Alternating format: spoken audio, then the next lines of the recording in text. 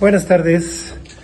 El día de hoy vamos a platicar sobre el jardín japonés, que es uno de los jardines que más ha influido en la jardinería moderna contemporánea, en general en la arquitectura, porque fue muy tomado como base dentro de lo que conocemos como la arquitectura minimalista.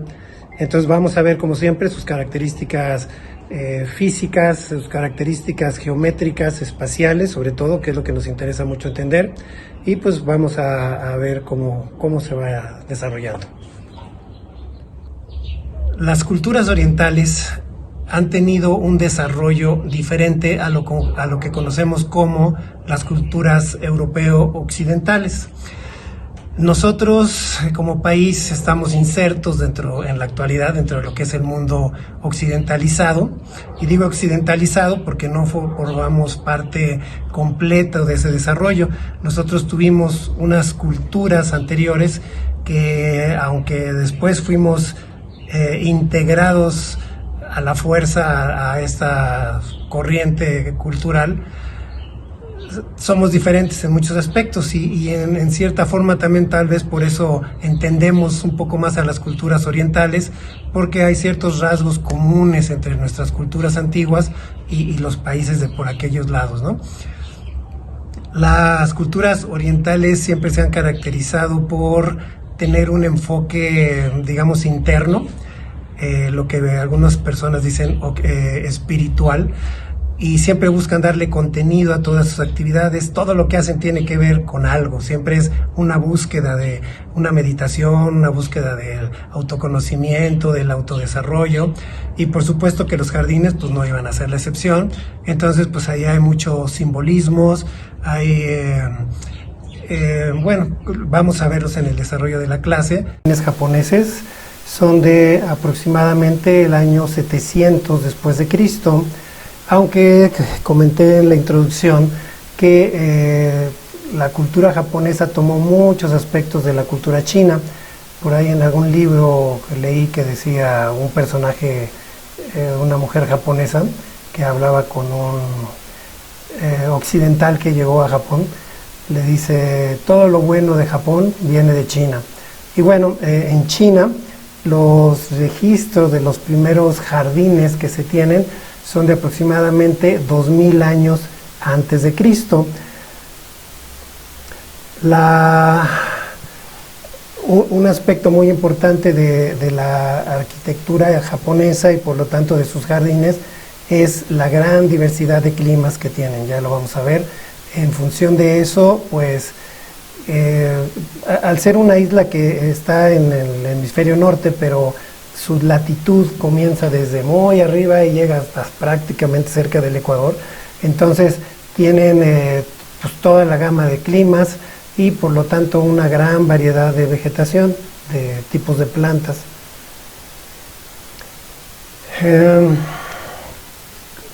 Bueno, ya mencioné, pero bueno, vamos a mencionar algo. Las filosofías básicas que se dieron en el Japón tradicional es el shintoísmo y el budismo zen. Todo lo que hacen los japoneses en la cultura tradicional, por supuesto, busca tener algún sentido, algún tipo de contenido. Lo vamos a ir explicando sobre la marcha. La organización social era a base de feudos. El daimyo era el señor feudal que pues tenía posesiones y se iba ampliando por medio de la guerra, muy semejante a lo que pasaba en Europa en la Edad Media. Y en el siglo XVI, 1500 y fracción, surge el shogun, que era un señor que, o sea, no podemos decir que es un rey porque era una organización diferente, pero fue el que integró, ya empezó a integrar como país a Japón, uniendo todos los feudos, ¿no? De Tokugawa se llamaba el primer shogun. Okay. Y pues vemos aquí aspectos de la arquitectura japonesa. Básicamente, la arquitectura japonesa trata de recrear lo que son las islas japonesas. O sea, los jardines japoneses, este por ejemplo es uno de los palacios. Estos jardines se dieron pues, principalmente en los palacios de los señores feudales. Este me parece que es el de Osaka, y en los templos budistas y shintoístas. Entonces los jardines van buscando recrear lo que es la geografía del Japón. Entonces siempre va a haber agua como representación de los mares, va a haber rocas como representación también de islas, y pues las islas propiamente, o la zona de vegetación en tierra. Y hay dos aspectos importantes de estilos o de tipos de características de los jardines japoneses. Hay unos que son de recorrido, que obviamente es para caminar, para ir observando, y otros que son espacios de contemplación, que incluyen los lugares donde se hacían los pabellones, donde se hacían las ceremonias del té, por ejemplo, que es parte de esas tradiciones japonesas donde todo es muy medido, todo es muy razonado, muy cada movimiento que hacen, desde que se paran, cómo se sientan, cómo toman las tazas, cómo preparan el té. Son ceremonias que pueden durar hasta horas incluso para tomar té, y entonces es parte de ese concepto que les mencionaba, que los japoneses siempre buscaban darle un sentido y un contenido a todas sus actividades. Otra característica importante es que modelaban la vegetación, como pueden ver en estos árboles que se ven junto a esta pagoda o templos.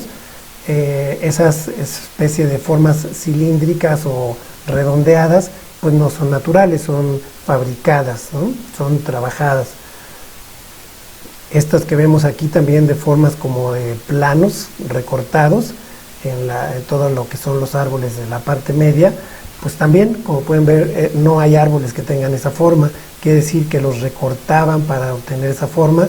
Y pueden ver incluso en los árboles de atrás, hay uno que está en la parte central, que también tiene así como partes redondeadas, pero obviamente son cortadas.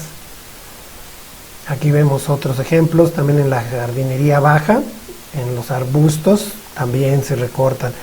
Recordarán que en los jardines, sobre todo barrocos, se recortaba mucho, ¿no? Pero aquí la diferencia es que las formas buscan ser más naturales, por llamarlo así, o sea, son más orgánicas.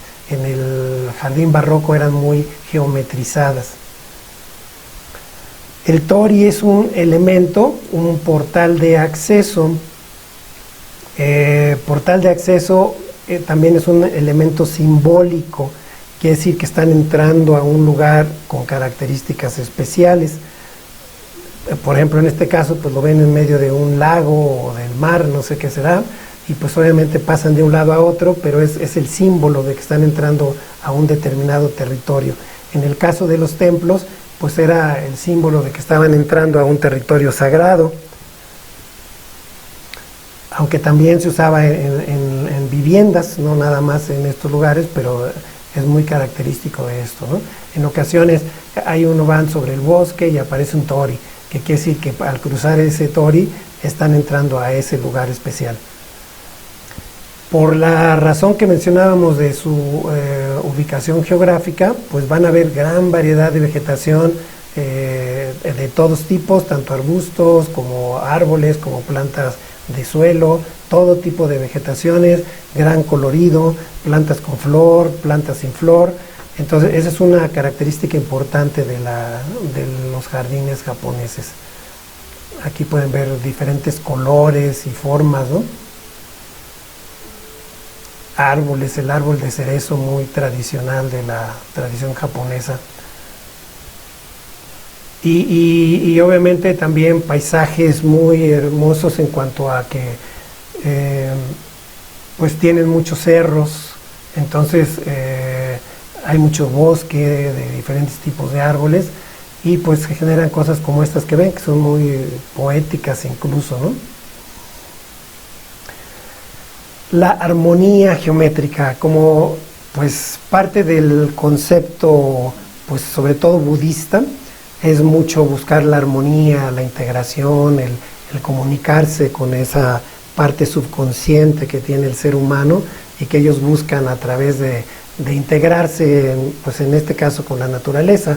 Y vamos a ver, de acuerdo a la manera como nosotros estilizamos o analizamos, observen este paisaje que básicamente, bueno, obviamente tiene agua, como ya dijimos, tiene rocas y tiene vegetación, pero observen lo siguiente. Del lado derecho pueden ver la envolvente de cada una de las piedras y vegetación. Traté de diferenciarlas con diferentes colores, pero del lado izquierdo, pues es prácticamente indistinguible cuáles son piedras y cuáles es vegetación. Entonces quiere decir, buscaban las formas orgánicas en todo lo que hacían, ¿no? Acá tenemos otro ejemplo. Del lado izquierdo pueden ver pues un conjunto de rocas y vegetales, y del lado derecho pues ven una serie de garabatos que hice, pero son las envolventes de todas estas piedras, y como pueden ver, aparte del color, que en este caso sí lo quise distinguir, no hay gran diferencia en cuanto a sus formas. Eso es lo que llamamos armonía, según recordarán. Bueno, uno de los aspectos de la armonía. Acá tenemos otro paisaje, igual rocas, vegetación. Ya desde aquí pues ya espero que vayan aplicando su mentalidad geometrizante y se den cuenta de las envolventes que vamos a encontrar, a ver si corresponde con esto. Como pueden ver, es ese concepto de integración armónica, ¿no? Entre las formas de la naturaleza, aunque la vegetación es naturaleza, pero obviamente está trabajada para que se integre de esta manera. Otro aspecto que hemos visto que es muy importante es cómo manejaban las directrices visuales, cómo las controlaban. Aquí vemos un paisaje y pues bueno, vemos vegetación, ¿no? Esa pieza que está al frente se llama lanterna, que también obviamente tenía una aplicación práctica porque le metían ahí algún combustible e iluminaba, pero también era como un símbolo de la iluminación interna. Ok, entonces vamos a ver qué pasa aquí. Del lado izquierdo pues ven la vegetación, y del lado derecho las contornos en rojo son los de las vegetaciones y algunas rocas, y pueden ver cómo con la línea amarilla lo que hice fue como seguir cómo nos va guiando visualmente, y desde aquí se van dando una idea de que no es casualidad, o sea, se organizan las formas, se agrupan, pero con un sentido de movimiento, un movimiento direccionado, no con ritmos muy variados y no lineal, ¿no? Sino son igual formas orgánicas. Acá tenemos otro ejemplo. Observen del lado izquierdo, donde aparentemente pues están puestas ahí las plantas, ¿no? Y las rocas. Pero del lado derecho podemos ver que sí podemos hacer una continuidad visual y cómo nos va llevando a base de formas curvas hacia un objetivo, lo cual también es otro punto que le va a dar profundidad. Ahorita lo analizamos. Acá tenemos otra imagen, igual muy casual aparentemente. Recordarán que los jardines ingleses también buscaban mucho representar la forma natural, también usaban formas orgánicas, pero la gran diferencia es que aquí esas formas orgánicas tienen una estructura geométrica muy estudiada para conducirnos visualmente. Como pueden ver del lado derecho, si vamos siguiendo las formas principales nos va guiando hacia a ese templo o algo, no sé qué será exactamente. E incluso aquí pueden ver que es un eje simétrico. Si ven la flecha amarilla, bueno, la línea amarilla, vean cómo de ambos lados se va, digamos que lo que está sirviendo como eje es el riachuelo que está cayendo. El concepto de manejo de profundidad. En esta imagen pueden darse una idea de que cómo se va posando uno visualmente en las formas, y como que se van, uno nos lleva al otro y luego van creciendo hasta terminar en esos planos formados por árboles que, como ven, también están modelados. Y entonces ese plano es como un remate visual que nos conduce, o sea, nos va conduciendo, quiero decir, como vimos con las directrices, pero nos va dando una idea de profundidad, o sea, como para agrandar las distancias. Acá también lo podemos ver. En este caso, si observan, el elemento principal son las rocas, pero igual pueden seguir ahí visualmente y van a ver que pueden trazar un eje que nos va guiando de manera irregular hacia esa construcción que pues podría ser un lugar de contemplación. Recuerdan que hablaba de lugares de recorrido y de lugares de contemplación. Acá tenemos un ejemplo semejante en el cual, a base de rocas, aunque aquí también aparece más vegetación, cómo nos va llevando hacia ese pabellón que podría ser un pabellón de contemplación, ¿no? Aquí pueden ver pues los ejemplos de ambas cosas, donde vamos siguiendo la relación de las plantas y cómo nos va conduciendo y llega al agua y luego hacia la casa que está al fondo. Acá tenemos como protagonistas principales las rocas, ¿no? que siempre son infaltables en un jardín japonés: el uso de rocas, el uso de agua y vegetación modelada. Otro ejemplo donde, pues bueno, pueden ir aplicando los conceptos que estuvimos viendo y van a ir viendo que todos los elementos se aplican, desde la vegetación modelada, los ejes, cómo nos van conduciendo visualmente, hasta llegar a un remate visual, el agua, rocas. Otro ejemplo, ahorita hay algunos elementos nuevos que van a aparecer, que un poquito más adelante los vamos a mencionar. Pero vean el modelado de toda la vegetación, ¿no? Como todo está recortado con formas orgánicas, incluidos los árboles, por supuesto. Acá tenemos otro, aquí en este caso ese sendero de piedras y rocas, cómo nos va conduciendo, llegamos al agua, le podemos hacer recorridos. Entonces, como les mencionaba, uno de los objetivos era generar recorridos y otro, o sea, lugares de contemplación. Acá tenemos otra imagen, vegetación muy abundante. En general es muy común ver vegetación abundante. Los puentes es un elemento muy particular, muy utilizado, entre otras cosas, pues porque es la conexión entre dos islas. Es un elemento también simbólico, ¿no? Que comunica partes. Un puente en general es un concepto de integración de un elemento con otro elemento, y pues en estos jardines se usaban mucho los puentes. Ahorita van a ver diferentes modelos, diferentes tipos, diferentes materiales.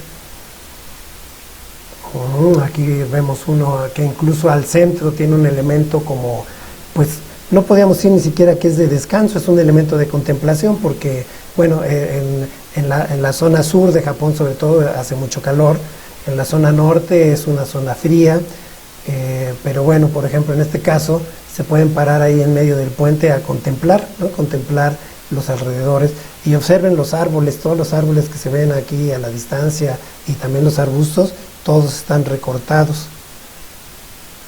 Otro tipo de puente. Entonces, en general, este también es un puente. En este caso lo vamos a ver más adelante. Esas piedritas blancas pequeñas pues están simbolizando el agua. Cuando no había agua, en ocasiones se usaban las piedras, aunque eso es mucho de los jardines zen, ya lo vamos a ver, pero se usaban las piedritas como símbolo del agua. Y pues vean, este es una especie de puente que va a cruzar sobre ese mar de piedras pequeñas, ¿no? Y observen toda la vegetación alrededor. Como les comentaba, da la impresión de ser muy como que ahí estaba, pero pueden ver que todo está modelado. Acá tenemos otra imagen donde predomina mucho las rocas. Otro puente aquí para cruzar este lago, y vean, a base de troncos o de rocas modeladas, parece ser más bien, y también es un puente, como les decía, es un elemento que comunica de un lugar a otro, ¿no? A través del agua normalmente. Acá tenemos otro puente que está cruzando una...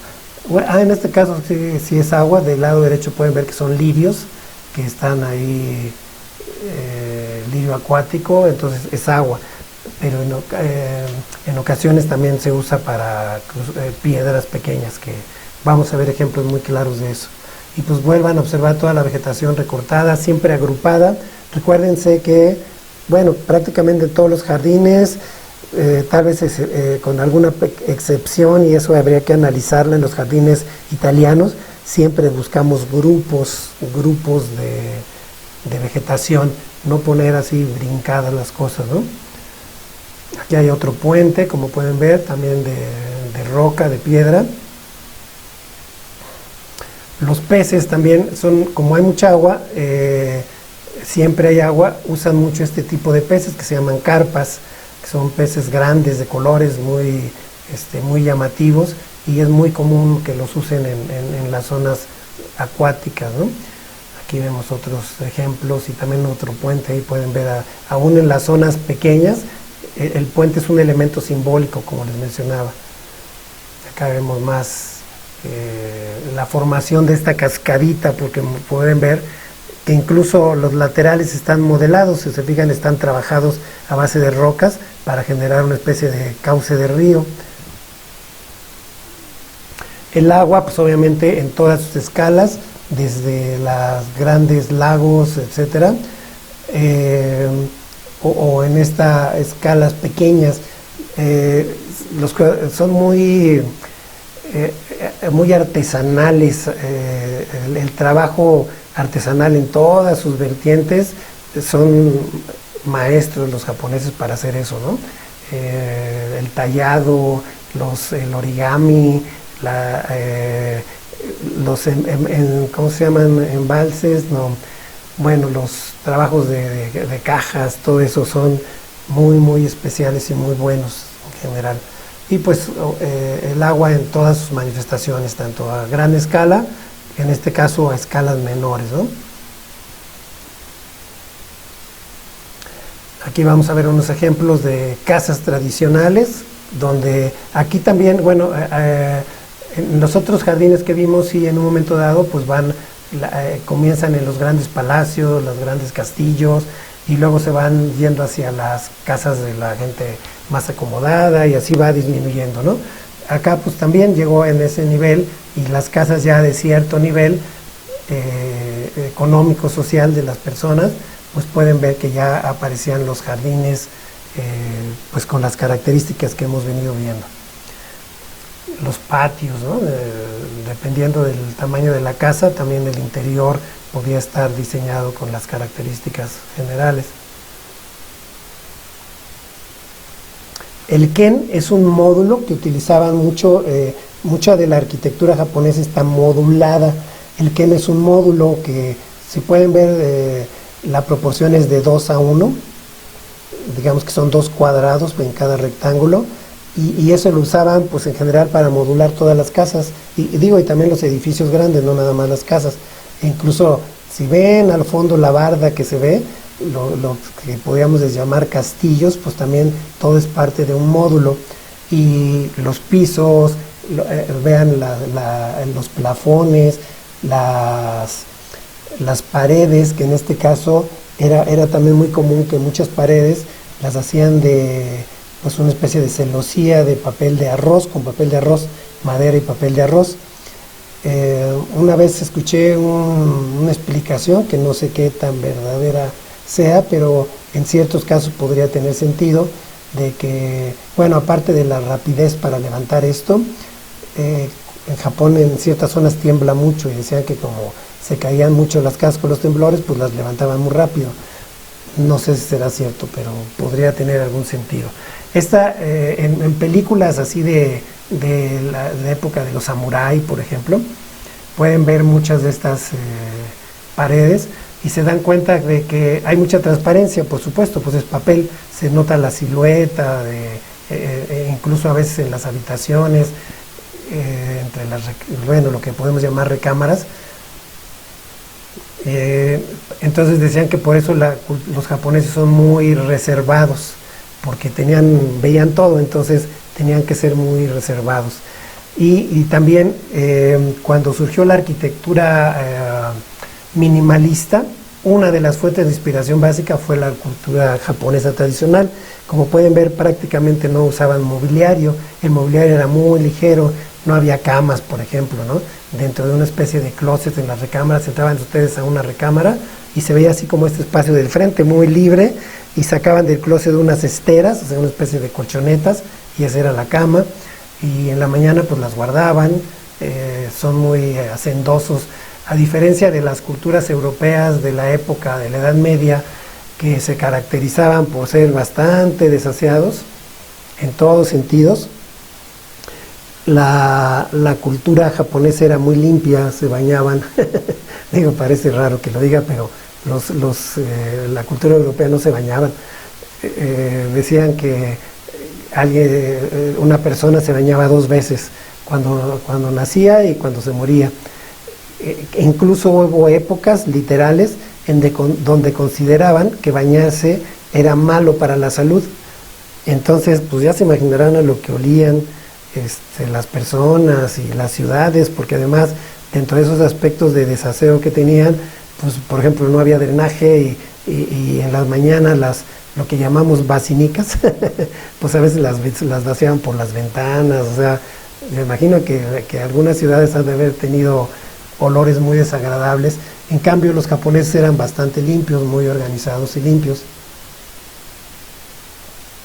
Acá tenemos otra vista interna de una casa tradicional. Esa sería el comedor.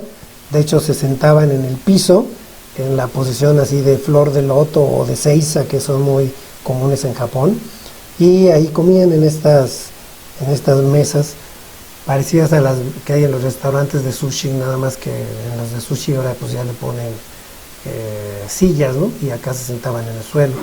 Ahí pueden ver las esteras, los kens, que tienen relleno de, pues ¿qué será? De bambú, me imagino, deben ser. O de arroz podría también ser.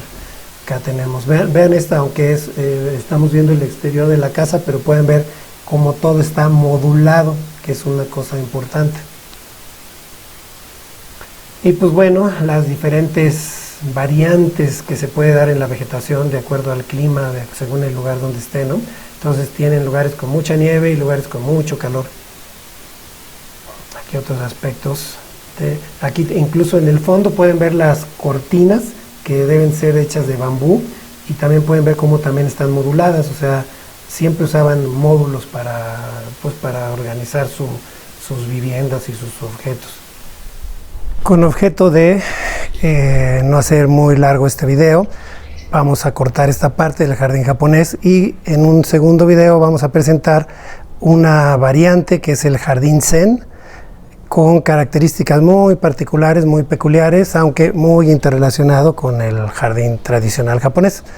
Espero que esto les sea de utilidad, y continuamos en la siguiente parte.